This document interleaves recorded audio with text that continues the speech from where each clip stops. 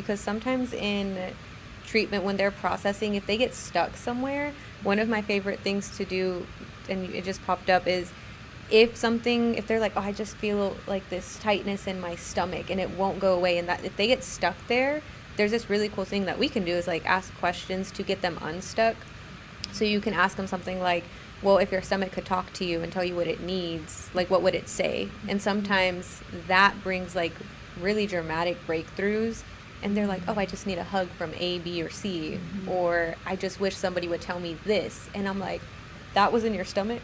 Do you have interweaves? Yeah, so so it's sort of a part of the process in peeling back the layers, right? There are maybe if you're doing a processing and there's a stomach ache, we will follow that symptom and Yeah. ask questions related to it that starts to uncover the underlying emotion, right? That's there. And a lot So of cool. times that pain, that soreness tends to relieve itself once the emotion becomes like comes to the conscious space from the subconscious or gets Yeah. integrated in some way. So it's really fascinating. That's really cool. Yeah. That's nice. All this kind of work is cool too, because I spend the bulk of my day working with dudes, as I've shared with you ladies as well, and so they'll hear about this kind of stuff, and in the process I'll kind of talk about our somatic experiences, our inner child work, and they're like, "Pff, whatever," but until you've really felt that, and I'll watch dudes, they'll start to experience these things. And again, I take a very relational approach, and we're connecting kind of family dynamics is the bulk of my work. But to watch them, man, my shoulders were just so sore.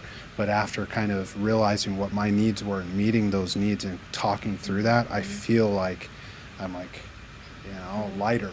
And EMDR and ETT have very practical ways, right? Just from chatting with the professionals to relieve that in the session.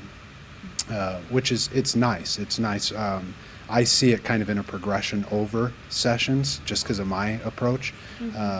But it's nice to hear about. And these, I was going to get into asking about kind of case studies and success of the modalities, but we've kind of interwoven that into the conversation. You said interweaves, right? Is that what you were calling? Yeah. Yeah. So it's just nice to hear from you ladies and to share that with our audience here. Any kind of last thoughts on these aspects we've been talking about, whether for EMDR or ETT, as we shift into kind of the last portion of the show?